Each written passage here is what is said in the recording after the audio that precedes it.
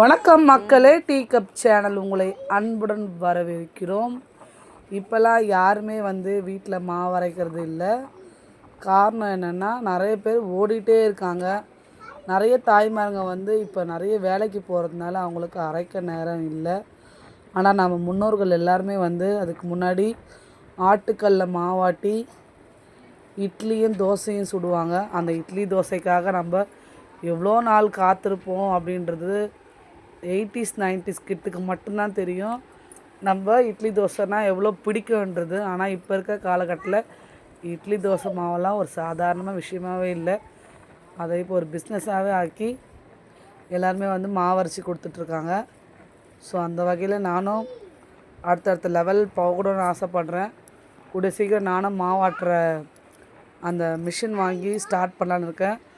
Last வீடியோவில் சொல்லிகிட்டு இருந்தேன், மிஷின் ஒன்று விலைக்கு வருதுன்ட்டு. அது யாருக்குன்னா வேணும்னா கமெண்ட் பண்ணுங்கள். கண்டிப்பாக மாவு மிஷின் தரேன். இந்த மாதிரி யாருன்னா பிஸ்னஸ் பண்ணனாலும் அதை யூஸ் பண்ணிக்கலாம். இந்த கேப்பில் என் பசங்களும் படிச்சுட்ருக்காங்க. இதில் ரொம்ப ரொம்ப ஆனந்தம், சந்தோஷம்.